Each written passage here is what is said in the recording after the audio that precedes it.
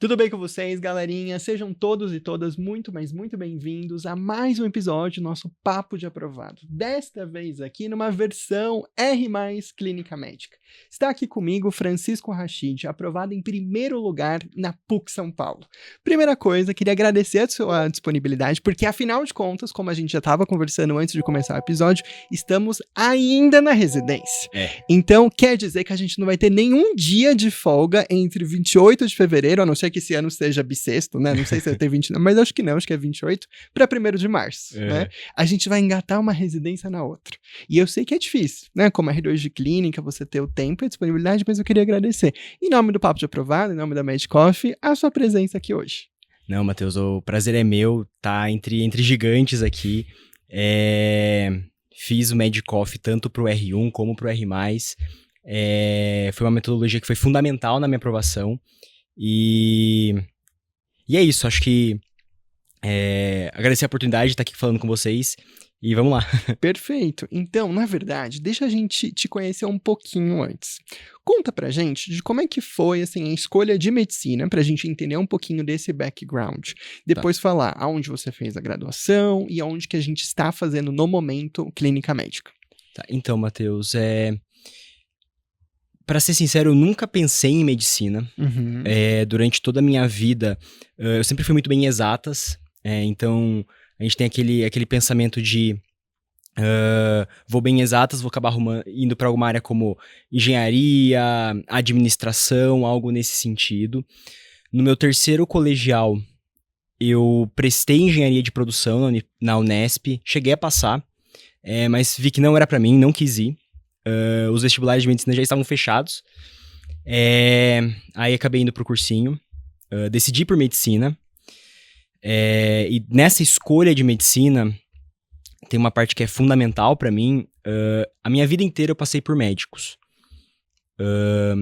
Quando eu tinha meus 2, 3 anos de idade, a minha pediatra auscultou um sopro em mim. Então eu acompanhei a vida inteira com um cardiologista. Tem um cardiologista que é fundamental na minha escolha, que é o Dr. Sérgio Latuf. Acompanhado, ele foi a primeira pessoa que explicou pra mim o que eu tinha. Assim, eu era um adolescente que não tinha um problema no coração, me falavam que eu não podia fazer atividade física, e eu não sabia o porquê. Então, ele foi uma inspiração pra mim no momento que eu decidi optar por medicina, por ser um médico que acolhe o paciente, que explica pra ele o que ele tem, e girou muito em torno disso. Então eu opto por fazer medicina, fiz minha graduação na São Camilo, acho que foi também fundamental na minha formação, estar num centro universitário que me deu muita base para me tornar um bom médico. Então, fiz os 6 anos de faculdade, e aí, ao terminar, estava entrando já no 11º semestre, na escolha do nosso cursinho, eu tive que escolher qual cursinho eu ia fazer, e eu tinha muita dificuldade em cirurgia geral, era o meu calcanhar de Aquiles, meu ponto fraco, e aí eu fui atrás de veteranos meus, de pessoas que eram do meu convívio, para entender qual cursinho optar, onde escolher, e tive muitas referências positivas do MedCoffee, isso lá em 2022 para 2023. Acabei escolhendo, então, fazer o MedCoffee. Comecei, então, o MedCoffee, beleza. Só que durante o meu 6º ano, devido a, talvez, imaturidade, a não saber me organizar de uma maneira viável entre rotina de 6º ano e vida de cursinho, vida de estudos para a prova de residência, eu acabei durante o meu 6º ano não conseguindo ter uma rotina tão adequada. Lá para julho, caiu a ficha e falei, caramba, daqui 3, 4 meses eu tô prestando prova de residência, e aí? Então foi nesse momento que daí eu abri a plataforma, falei, o que eu faço agora? Fui pro HIT, e falei, olha, eu vou fazer o HIT, durante a faculdade eu tinha estudado bastante, o 5º ano meu eu estudei bastante, falei, vou fazer o HIT, vou fazendo aqui, mesclando um pouco de questões, escolher 2, 3 provas no máximo pra focar, e é isso. E aí eu escolhi, na época, ainda tinha o SUSinho, que dentro da clínica médica, que foi o que eu fiz, englobava o servidor, Hospital Tatuapé, Campo Limpo, Boimirim, e o SUS, que aí sim era a minha prova principal. Me planejei para isso, tendo o SUS como prova principal, e foi o que eu fiz. Assim, não fiz muitas questões, acho que eu não cheguei a 4.000 questões em 3, 4 meses, mas vi todas as aulas do HIT, estudei direcionado, fazendo provas antigas do SUS, e acabou dando certo. Aí tive uma pontuação boa, assim, que me dava uma liberdade em escolher qual hospital eu queria fazer. Fui conhecer diversos hospitais em São Paulo, na Zona Leste, no Ipiranga. Acabei conhecendo, então, daí nessas fiquei na dúvida, e olhando qual eram a lista de hospitais que tinham que aderiam ao SUS, eu vi que tinha Santa Casa de Santos. Mandei mensagem para os, então, residentes, acabei gostando do que eles me passaram, fui conhecer, e aí foi amor à primeira vista. Aí eu decidi ficar por lá, e aí fazer toda a minha trajetória dentro da clínica médica lá na Santa Casa, e agora terminando o R2. Perfeito. Tem várias coisas que eu quero pontuar. Tá. Assim, a gente sempre acha que um raio não cai 2 vezes no mesmo lugar, né? Mas este raio, eu te garanto que já caiu várias vezes e vai continuar caindo. Matheus, não estudei nada e faltam 4 meses para nossa prova. Tem muitos alunos que ficam nesse cenário, que acabam indo pro HIT e fazem o HIT e deu certo. Sim. Então, acho que isso é bem legal. Nunca é tarde para começar a estudar. É óbvio que se a gente conseguir se programar e começar antes, de uma maneira padrão, seria melhor. Mas também tem muita gente que fala, deixa quieto, né? Esse ano já foi. Cara, claro que não. Vai que alguém que esteja escutando esse episódio, o escute, sei lá, em julho do ano. Dá tempo. E deu certo. E ainda mais pelo que você tá passando pra gente, conseguimos até escolher serviços, né? Dentro do SUS e eventualmente dentro do SUSinho também, que já não existe mais, mas funcionaria aí como a mesma trajetória. E dentro da escolha do HIT, eu acho que uma das coisas legais pra gente pontuar, apesar de você estar consumindo, entre aspas, conteúdo passivo, né? Que seriam aulas, são aulas baseadas em questões. Então, acho que isso é uma coisa bem, bem legal que te colocou ali pra frente. E sobre número de questão, e aqui eu vou ser polêmico, né? Posso ser polêmico? Claro. A primeira polêmica de hoje. Eu não sou o cara do número de questão, porque vem muito aluno, às vezes, querendo dar carteirada, assim, eu fiz X mil questões, mas, cara, fazer número de questão por fazer, é o que eu sempre falo no podcast também da mentoria. Número de questão não vai levar ninguém a nenhum local. É um reflexo, às vezes, da liquidez, etc. Para mim, o que importa muito mais é a forma como a gente vai responder essas questões. É óbvio que eu gosto que os alunos façam muitas questões. Só que não adianta a gente fazer questões se a gente não tem tempo para a gente corrigir adequadamente usando todos aqueles conceitos de uma questão transformadora para a gente pegar o tema ali. Então eu acho, já me colocando assim, né, nesse pé do R1, a gente já vai transicionar já para o R+. Mas 4.000 questões, quem olha de fora, nossa, 4.000, né, que xoxo, né, 4.000 questões. Mas se foram questões bem escolhidas, e aqui você foi sábio, você não ficou atirando para todos os lugares, você falou, não, olha, eu quero SUS e eu quero SUSinho, você chegou a prestar alguma outra prova? Só não, as cara? duas. Excelente. No Você momento. falou, ok, então o SUSinho tinha aquela estrutura bem gostosa de 50 questões. Sim. O SUS São Paulo naquela época ainda não tinha despirocado, como despirocou nas últimas versões, diga-se de passagem, né? Mas dava pra gente pegar um padrão. Então eu acho que foi muito sábio da sua parte escolher essas duas provas e treinar. Então essas 4.000, desde que fossem feitas com qualidade, tá ótimo. E deu certo, tá? Legal. Você, só pra eu pontuar, você morava aonde? Como você fez São Camilo, suponho que você morava em São Paulo, na ocasião. Isso, eu morava no Ipiranga, aqui em São Paulo. No entanto, a minha turma é de meio de ano. Eu me formei em julho. E aí, até julho, eu não estava estudando, como eu disse. E aí foi quando eu me formei, acabei eventualmente pegando um plantão ou outro. Na minha cidade, eu sou de Sorocaba. Voltei pra casa, então. E aí foram basicamente 3, 4 meses. A prova foi, se eu não me engano, 14 de dezembro de 2023. Foram 3, 4 meses de, assim, eu trancado no meu quarto estudando. Perfeito. Eu sabia que eu não tinha muito tempo, eu não tinha como escolher muitas provas pra fazer naquele momento, né? Por escolhas. Então, eu tive que focar em uma prova, e foi isso que você disse, né? Eu foquei, fiz questões direcionadas para aquela instituição. O SUS e o SUSinho até então eram provas irmãs, então foi o que eu consegui trabalhar. O SUSinho acabou me dando um gás no início, e depois o SUS aí sim, eu tive uma pontuação alta, acho que eu vi 78% da prova, foi uma pontuação, assim, que, como eu disse, me deu margem para poder escolher dentro de instituições da própria... E tudo isso, claro, fazendo lá em Sorocaba, como foi a sua pergunta. Excelente. Inclusive, hashtag volta Suzinho, né? Nossa, que saudade daquela prova. Era uma prova gostosa, bem pé no chão. As notas de corte eram muito altas, mas beleza, de 50 questões, mas era uma prova boa. Mas, enfim, né? Saudosismo de lado. Agora vamos voltar agora para um momento muito mais legal, que eu falo, é outra medicina, o R+, Clínica Médica. Inclusive, eu ouso dizer, é a prova mais gostosa de se fazer. Porque raramente vão cair aqueles conceitos, entre aspas, chato de preventiva, que a gente não gosta, não vai cair criança, que ninguém aguenta, não vai cair também a parte de GO, é só clínica médica.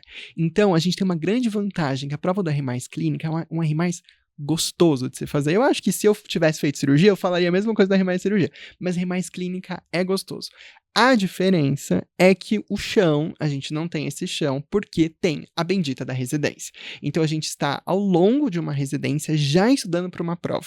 Tem pessoas que optam em não estudar, né? Ou seja, faz a residência tranquila e depois no outro ano, já que vão surgir, né? Pelo menos se Deus quiser, oportunidades melhores de dar plantão, a gente consegue fazer uma escalinha legal ali combinando com o estudo. Mas o que te motivou? Porque acho que isso é uma coisa legal da gente explorar nesse episódio.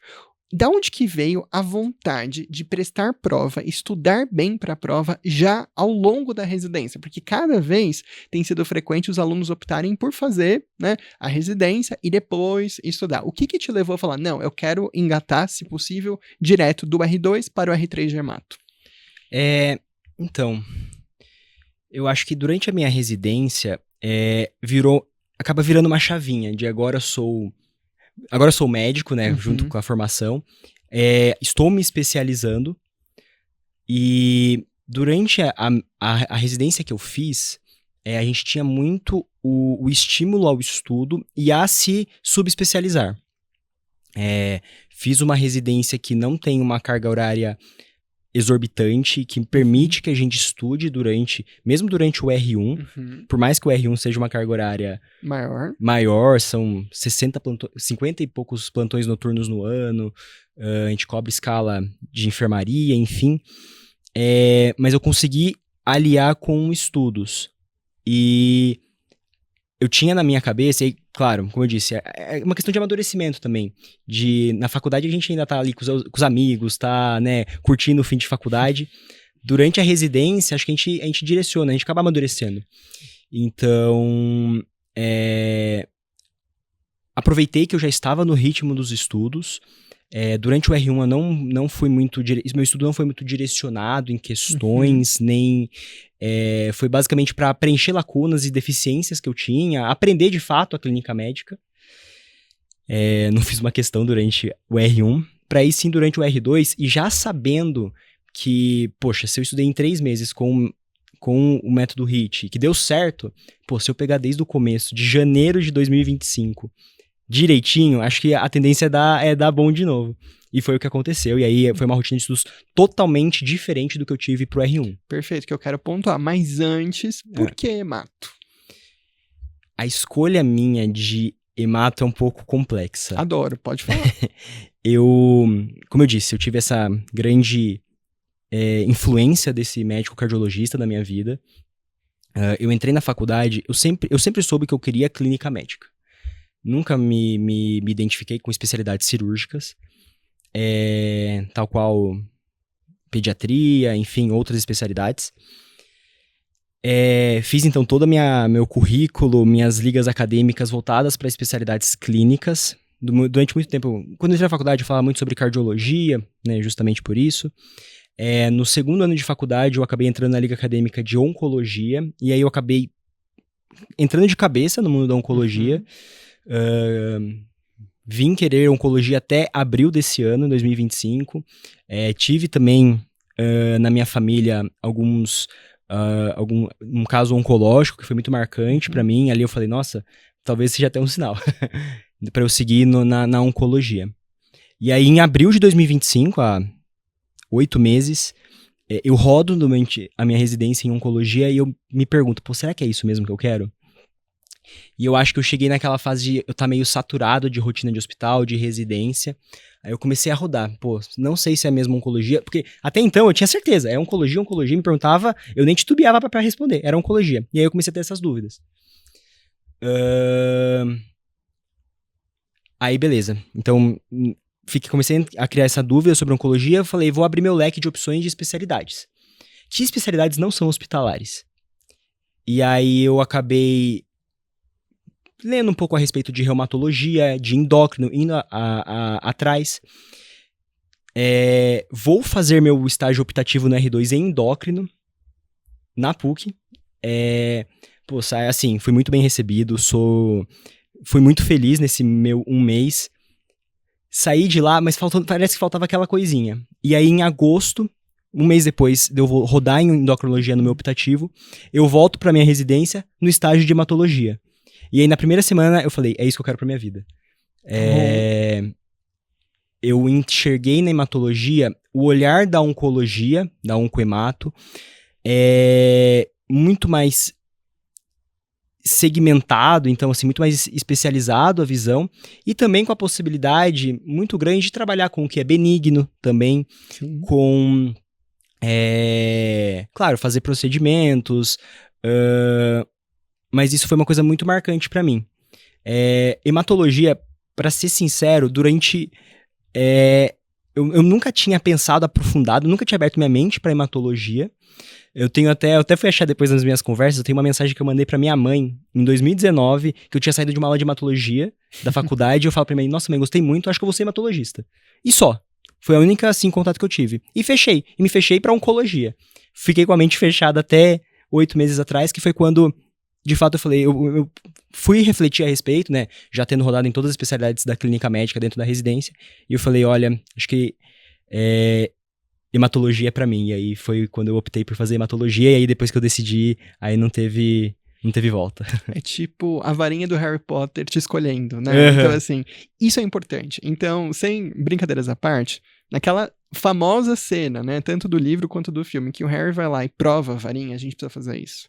Não tem como, no R+, você não rodar na sua sub. Eu acho impossível uma pessoa definir, a não ser que tenha, sei lá, um médico na família, etc., que já tenha, né, algum contato. Mas a gente tem que rodar. Se não der pra rodar na residência, pega um estágio de 1 semana, 2 semanas nas férias, mas não escolha um R+, sem vestir a camisa desse R+, por 1, 2, 3 ou quem sabe 4 semanas, como você lá na Santa Casa de Santos conseguiu ter essa oportunidade de fazer 1 mês inteiro de eletivos, que outras residências de clínica não têm essa flexibilidade toda, mas isso é muito importante. Agora, o paralelo oncohemato não é tão comum, tá? Essa dúvida entre oncologia versus hemato, que é muito comum, que a gente vê muito, é reumato e hemato, né? Inclusive, eu tive essa dúvida, né? Entre escolher reumato e hemato. Por quê? São especialidades que eu acho que são muito investigativas. Que, por exemplo, no onco, não querendo falar bem do outro lado, deste lado aqui da praça, mas para eles, já vão chegar com o diagnóstico feito. Então, algum outro médico fez o diagnóstico, provavelmente ele vai, basicamente, pegar a biópsia, estadiar, beleza, e tocar ali. Agora, hemato não. Hemato vai pegar do zero, vai fazer o diagnóstico, inclusive você vai ver lâmina, você vai ver medula, né? Isso é muito legal. Sim. Eu quase fiz hemato, quase. E assim, a gente nunca é velho demais pra fazer residência, né? Quem sabe no futuro, mas eu amo hemato. E o que eu mais gostava de hemato é que é uma área super ampla. Então, se eu quiser ficar no ambulatório, eu fico. Se eu quiser fazer intercom, eu fico. Se eu quiser fazer TMO, eu faço. Se eu quiser trabalhar pra indústria, eu consigo trabalhar. Banco de sangue, eu consigo trabalhar. Banco de sangue, eu consigo trabalhar. Trabalhar com pesquisa também. Então, é uma área muito ampla. E, sem contar aqueles pequenos procedimentozinhos, então fazer um mielo, fazer uma biópsia aqui e ali, legal. E eu adorava a ciência por trás da hemato. Todas as novas mutações, os remédios que a gente olhar, nossa, fantástico, mas acabei me apaixonando por lúpus e acabou ficando, e é isso. Mas hemato eu acho muito legal. Então, às vezes as pessoas têm preconceito, né, com hemato, nossa, eu acho muito difícil, etc, mas roda ali na hemato. Ai, Matheus, eu não gosto de ver desgraça, mas tudo bem, você não precisa ficar na oncohemato, você pode fazer hemato benigno, né? Tem muita gente hoje que escolhe, né, ficar de um lado ou do outro, né? Então, acho que hemato super legal. Beleza. Então, fechando essa parte, começamos a estudar no começo de 2025, certo? Agora, o estudo para prova de R+, ele é intrinsecamente muito diferente do estudo para a prova de R1. Em especial porque às vezes a gente está lidando com pessoas que têm uma rotina um pouco mais difícil. Então, apesar de na sua residência você ter um pouco mais de tempo, ainda assim é um trabalho, que deve ter dado, assim, chutando por baixo, umas 40 horas líquidas na semana de residência. Se pá, às vezes 60, né? Ou mais. Então, tem alunos que fazem residência que não respeitam 60 horas e fazem mais. Como é que você pegou o nosso curso e picotou ele pra gente colocar no seu tempo de estudo? Ou você falou, não, eu vou fazer o básicozão, eu vou ver aula por aula, eu vou focar mais em questões. Como é que você se organizou? Meu estudo pra residência, de fato, assim, eu começo no R1. No R1 eu estudo a teoria em si, estudo os casos que eu tinha na enfermaria. Mas, de fato, aí pensando em prova, durante a transição R1 e R2. Em janeiro do ano passado, a gente é R1 ainda. Mas no R2 a gente tem uma carga horária um pouco mais flexível. O R1 acaba sendo mais... Por mais que a gente respeitasse as 6 horas pós-plantão, né, o day off. Então, no R2, basicamente, o que eu fiz? Eu tava ainda... Eu não tinha pego no tranco no começo do ano, de já fazer muitas questões, Eu fui ao longo do ano progredindo. Eu começo o ano, e assim eu sigo mais ou menos essa rotina ao longo do ano, tentando cumprir o cronograma semanal. Então são 24 semanas.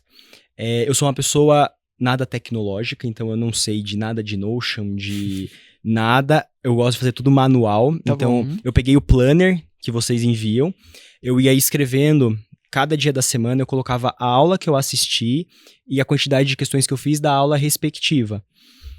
Então, por exemplo, minha semana começava no domingo eu via um bloco de aulas, vamos supor 3 aulas. E aí na segunda-feira, no dia seguinte, eu fazia 30 questões das aulas referentes ao dia anterior, que eu mesmo selecionava no KeyBank. Eu ia lá, colocava o tema da aula, não ia em tarefa mínima, nada, eu mesmo selecionava.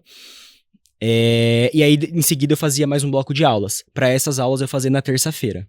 Tá bom. Então, as questões, digo. Então, eu sempre fazia as questões no dia seguinte, que era um método que eu tentei utilizar para fazer para relembrar. E aí, eu anotava nesse meu planner, para daí, na semana seguinte, eu fazer mais 10 questões de revisão. Essa, basicamente, eram as minhas revisões. Então, eu fiz as 24 semanas assim, progredindo questões. Então, eu comecei lá em janeiro para fevereiro, fazendo 30 questões diárias, mais ou menos. Essa era a média. Claro que variava conforme estágio, né? Tem enfermarias que são mais tranquilas, tem enfermarias que são mais cheias. Então, eu tinha que fazer nessas certas adaptações. Por exemplo, março, que foi o primeiro mês de R2, eu rodei na Neuro. Na Neuro é uma enfermaria muito cheia, que a visita é prolongada, eu estudei menos, eu foquei em estudar neurologia desse mês, então eu quase não fiz questões. Enfim, foram adaptações que eu fui fazendo. Mas o que eu tinha na minha mente eu preciso terminar o cronograma das 24 semanas junto com o Medcoff. Tá bom. Então, se vai terminar na última semana de julho, a 24ª semana, eu quero estar ali. Eu tive também uma coisa que me favoreceu e foi muito bom pra mim. Eu consegui pegar as minhas férias em outubro. Excelente. Setembro eu tava no meu mês de UCO, então eu também tinha uma flexibilidade pra dentro da UTI estar estudando, dentro do horário. Então eu consegui bater as minhas metas ali. E basicamente fui até julho assim, né, voltando. Então, até julho eu fui fazendo questões, aí começou o HIT, eu comecei junto, e aí eu fui progredindo questões. Primeiro eu fui pra 50, depois eu fui pra 70, pra 100, e aí quando eu entrei de férias, dia 1º de outubro, eu sabia que a minha principal prova, que era da PUC, Sorocaba, eu sempre quis voltar pra Sorocaba, era no dia 16 de novembro. Então, eu tinha 45 dias pra prova. Aí, do dia 1º de outubro ao dia 16 de novembro, eu fiz 200 questões diárias. E foi basicamente isso. Assim, meu mês de outubro, que eu peguei férias pra estudar. Eu não fiz mais nada além de estudar. Era estudar o dia inteiro. Eu fazia aula, via o HIT, revisava o HIT. Aqui foi muito importante pra mim o Coffee Express. Porque pra alguns temas que eu não sei se eu sou muito tradicional ou não, mas eu gosto de ver a aula. Eu me sinto completo vendo a aula, não apenas fazendo questão. Então eu precisava ver as aulas. Quando eu já estava muito, muito confiante daquela aula, aí eu ia só pro Coffee Express. E fazendo questão, e claro, aprendendo com a questão. No começo do ano é ótimo errar, né? Mas no final eu já tava naquele ritmo de fazer o máximo de questões que eu conseguia, acertar as questões, aprender com as questões, independente de eu errar ou acertar a questão. Eu lia o comentário de todas as questões, porque eu selecionei no KeyBank, como eu coloco qual é a minha instituição principal, eles acabam colocando provas semelhantes e tudo mais. Então eu lia o comentário de todas as questões para justamente aprender e não deixar nada passar daquilo que era importante para mim. Sim. E fui muito direcionado. Até cheguei a me inscrever em outras provas de residência. Eu prestei o ENARE, que era um mês anterior, mais para pegar ritmo. Mas me inscrevi nas outras instituições e depois que eu fiz a PUC, eu vi, corrigi meu gabarito, eu vi que eu tinha ido bem, eu nem fui fazer. Aí eu só... Inclusive, esse é um parênteses que eu acho muito legal a gente comentar. A escolha da residência do R+, conta 1000 vezes mais do que a escolha do acesso direto. E aqui, pelo que, né, as pessoas não sabem, mas você veio com a sua namorada pra cá, né, pro nosso episódio. E às vezes, não sei, você já tem ideia de constituir família, Sorocaba, rede de apoio. Então, a gente tem que lembrar que a residência, ela abre portas localmente. É muito raro você fazer residência numa cidade e, de repente, você receber aquele abraço do chefe da residência numa outra cidade. Tá? Então, se a gente tem a expectativa de voltar para sua cidade e ficar lá, foi uma escolha super certeira. Então, já vamos fazer hemato em Sorocaba, porque afinal de contas, quem são os hematos de Sorocaba? Provavelmente as pessoas, né, que estão envolvidas ali com o ensino, né, na PUC. A partir disso, você provavelmente vai conseguir se inserir em equipes de intercom, se pegar um plantão de banco de sangue, quem é que vai te passar esse plantão? Então, este abraço dos chefes é extremamente importante, ainda mais agora no R+. No R1, de buenas, né? Dá pra... Agora, a sub, ela acaba definindo muito, então a gente tem que ser muito estratégico nessa escolha. Eu acho que você foi super certeiro.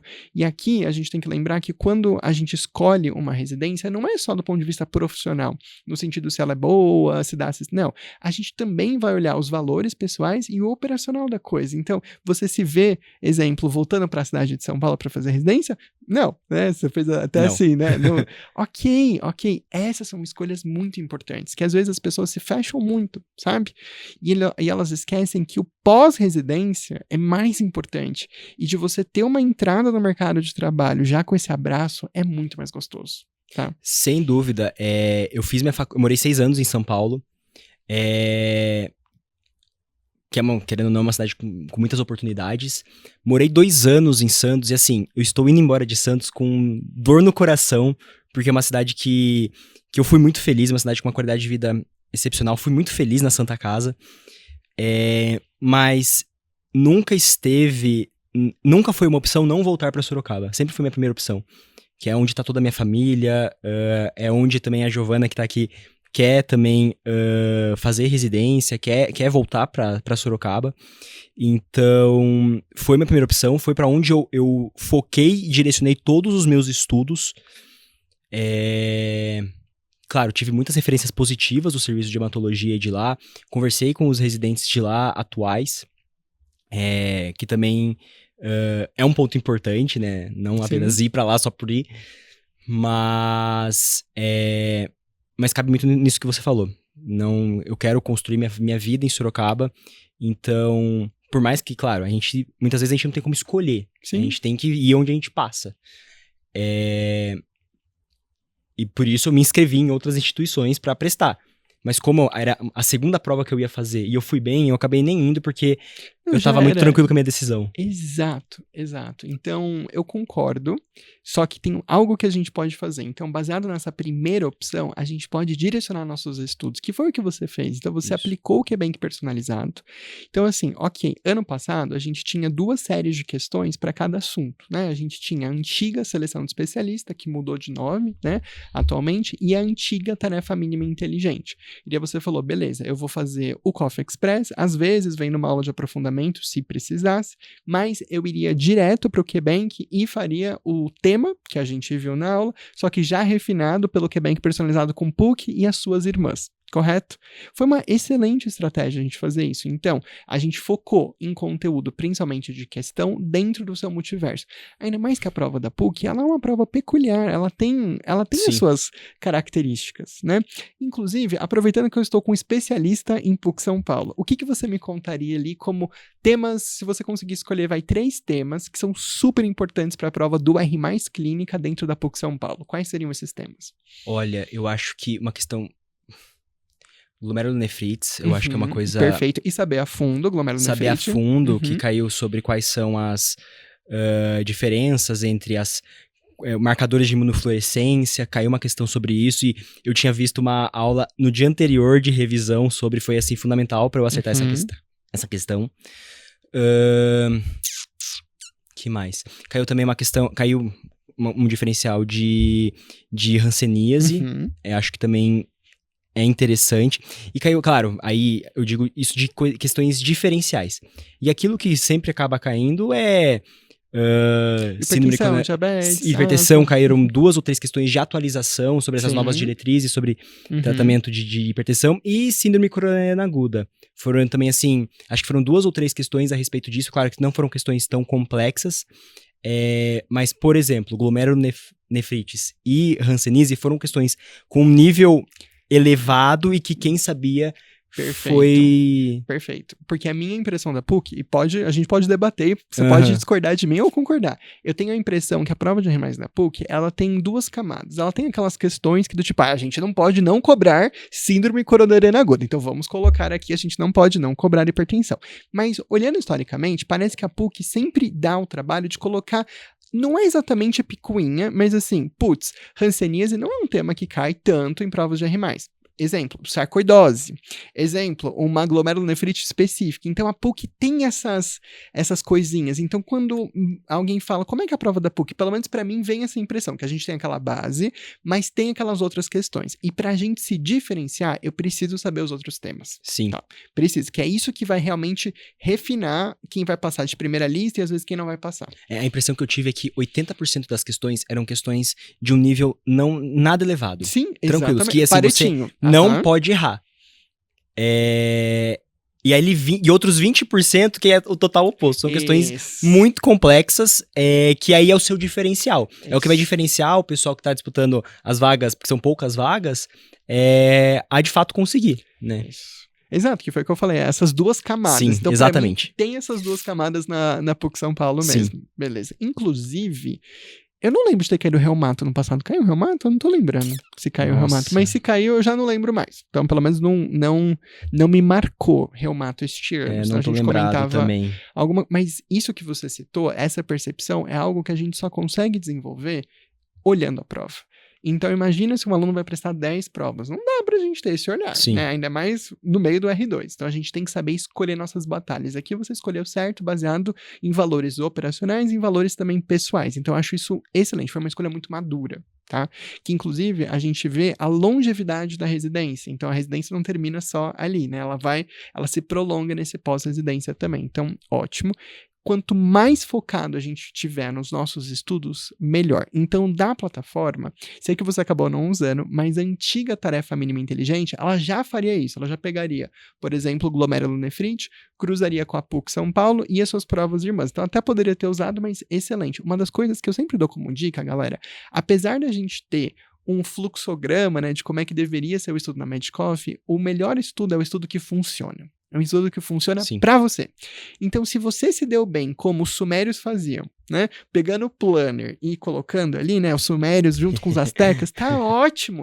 Tem muitos alunos que vêm pra mim cheio de dedos, assim, ai, Matheus, mas eu não tô usando determinada coisa. Eu falei, de boa. Gente, regra número 1, tem que funcionar. Tá funcionando? Vida que segue. Então, só para quem escutou, vou só recapitular o que você deu ali, né, como a sua rotina. Então, você fazia um pancadão de conteúdo passivo, né, usando as aulas.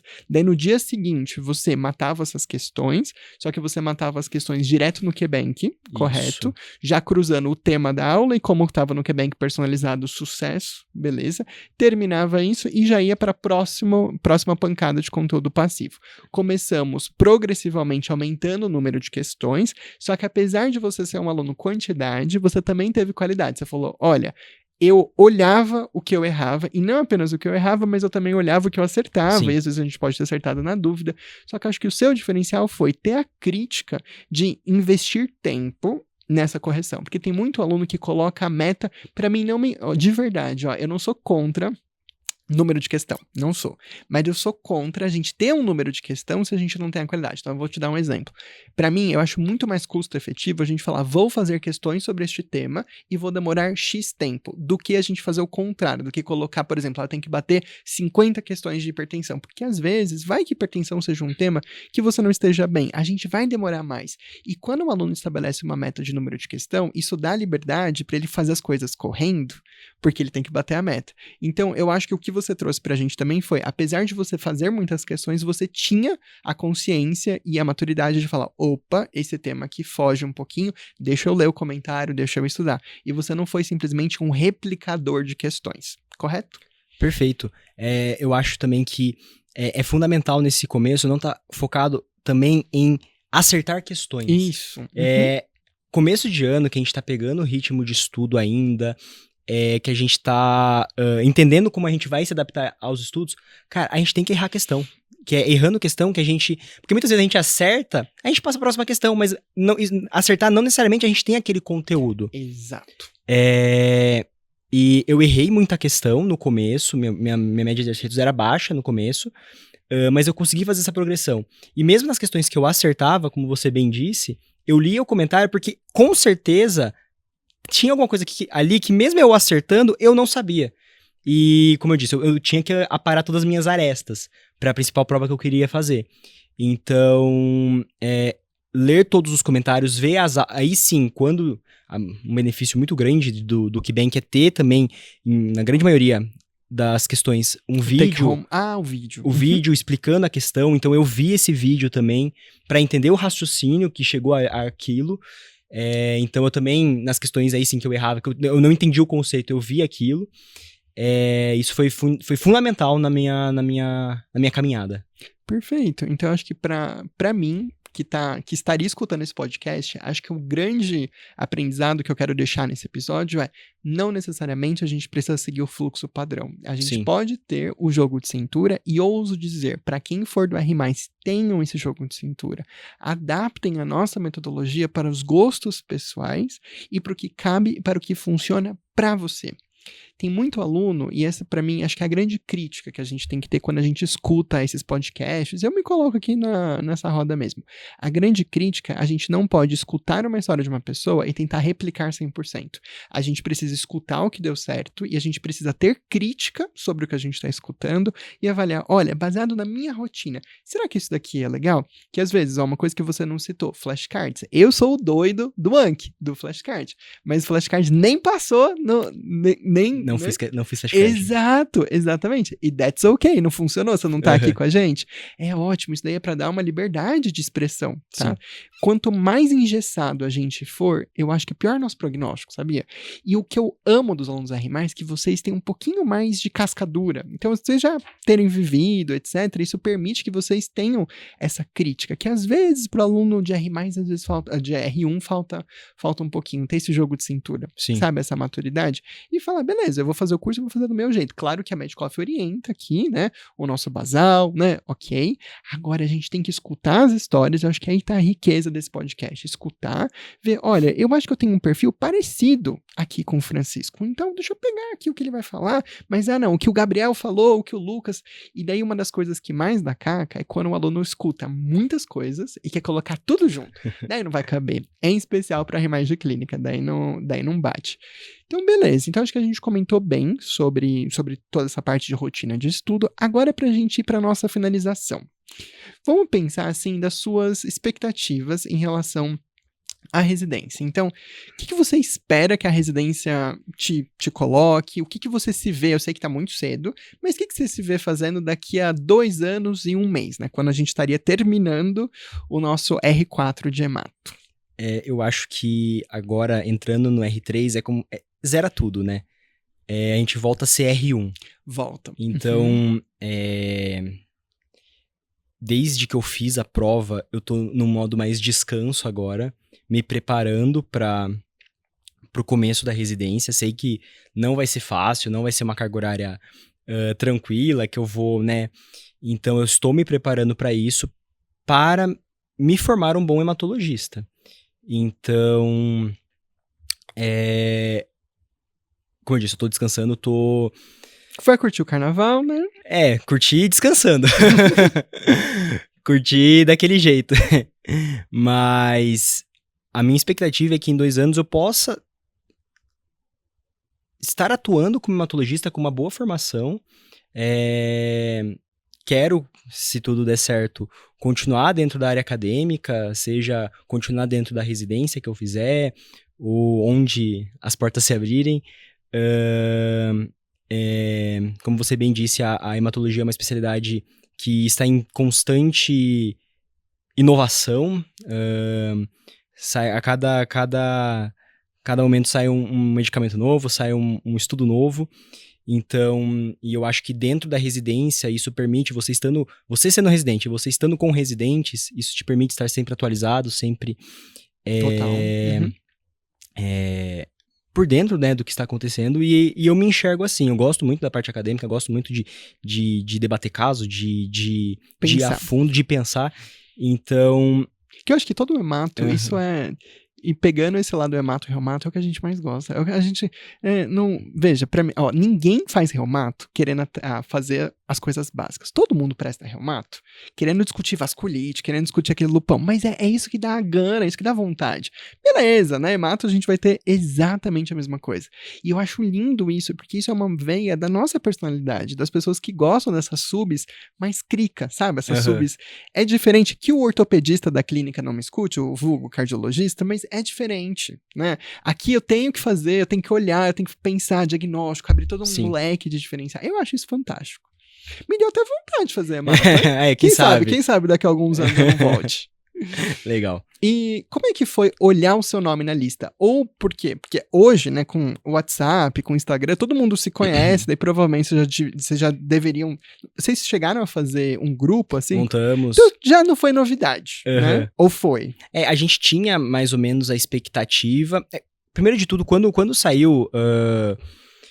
o gabarito da prova, né, eu corrigi, já comecei a conversar com alguns colegas, entrei em contato com quem tinha prestado hemato, também tinham colegas que prestaram outras especialidades, endócrino, enfim, e aí deu para ter uma noção muito boa de mais ou menos onde eu tava.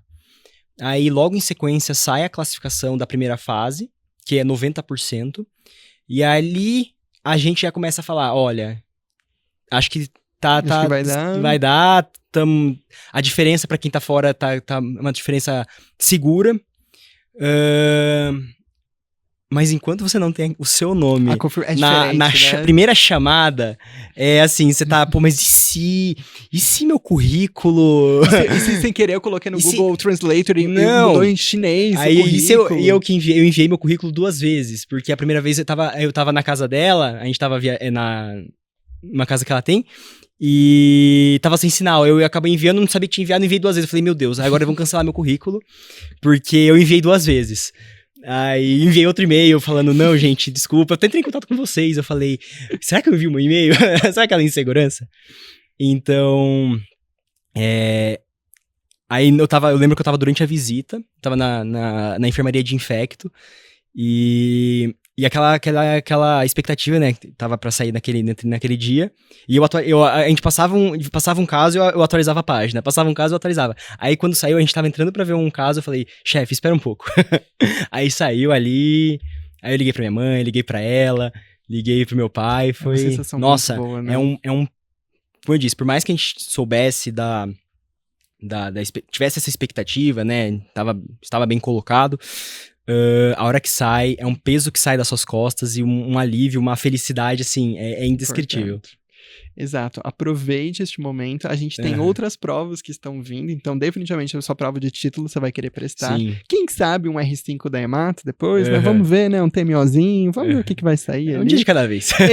Exato. Mas tem muita gente que fala, eu mesmo, né? Entrei na residência, daí eu falei, beleza, acho que acabaram as provas. Daí veio a pancada da prova de título, que também é os outros BOs. Mas a gente acaba aprendendo muito no sentido de estudo, né? Ao longo do R1, na preparação para R1, ao longo da preparação para R+, que você vai aproveitar na sua prova de título também, e quem sabe num R5 mais pra frente.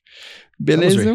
Então eu queria agradecer a sua presença, e pra gente finalizar esse episódio, pensa se a gente tivesse uma máquina do tempo e você conseguisse voltar, encontrar você mesmo começando o ano em janeiro de 2025. O que você aprovado teria falado pra você que ainda estava começando os estudos? Pensando assim, o que você gostaria de deixar como uma mensagem final? Não necessariamente precisa ser algo técnico, tá? Pode ser algo do tipo, olha, a vida vai acontecer, mas seja flexível. Não sei, o que você gostaria de receber, assim, de mensagem? Porque o que você gostaria é o que outras pessoas também poderiam aproveitar. Olha, uma coisa que eu fiz foi todo dia eu me imaginei sendo residente. Ótimo. Me imaginei me imaginava passando na subespecialidade. Independente de ser oncologia, de ser hematologia, eu sempre me imaginei sendo aprovado. Então todo dia eu fazia isso, eu tinha esse exercício. Se eu pudesse falar uma coisa, eu só diria que para eu continuar nesse ritmo que vai dar certo, porque foi um ano que eu me preparei muito, me preparei esse ano de 2025 para estudar, dediquei esse ano único e exclusivamente para isso, praticamente não trabalhei, não passei todos os meus plantões, vivi para residência e para estudar. Apaguei minhas redes sociais, fiquei 7 meses sem redes sociais. Ótimo, galera, escutem essa dica, escutem essa dica. Nossa, e que coisa boa foi ficar sem rede social, que é uma limpeza mental. Nossa, uma delícia. Assim, e me ajudou muito a concentrar, sabe, não ficar passando Reels. Me ajudou muito a ter foco. Então eu diria, não faça nada diferente do que você fez, que está no caminho certo. Ótimo, e assim, vindo de uma pessoa que produz conteúdo, não sei, pra gente terminar essa digressãozinha, acho que é legal. Eu não tenho Instagram, sabia? Não tenho. Então a gente produz conteúdo pra mentoria, pra Medcoff, mas foi uma das melhores decisões que eu fiz na minha vida. Sabe? Eu sei que é meio até estranho, né? Porque quem tá escutando a gente provavelmente vai chegar nesse episódio por alguma rede social. Ótimo. Mas experimentem fazer um detox total, sem nada. Nem sei se o Facebook existe ainda, mas, enfim, TikTok, Instagram, YouTube, esgota. Eu acho que esse ano é um ano muito mais de introspecção, da gente olhar ali pra dentro e fazer a nossa jornada. Exatamente. Isso é muito bom, da gente não ter essa influência tão externa. Daí os alunos falam, Matheus, mas daí eu vou ficar sem conhecer os editais. Vai nada, salva lá na sua página do Google, a cada 2 semanas você abre ali, né, a sua banca e vê se já saiu o edital, né, que tem muito aluno que dá essa desculpa, né, eu não posso não ter a rede social porque eu vou ficar sem saber as informações. Vai nada, né, senta lá, Cláudia, né. Eu pedia pra Giovana pra ela me mandar, se saísse um edital, eu falei, fica de olho, fica no canal do Medcoff, que o que sair você me manda. Mas essa é uma dica muito boa, esse detox. Foi muito bom. É libertador. Foi fundamental.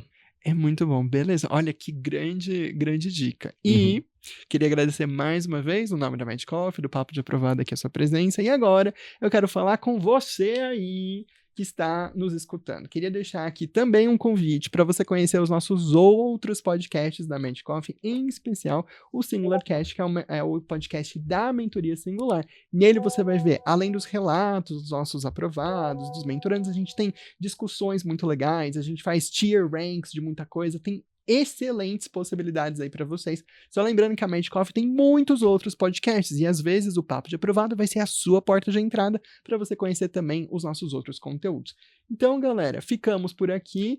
Eu e você temos um próximo encontro marcado, sabe quando? No nosso próximo episódio.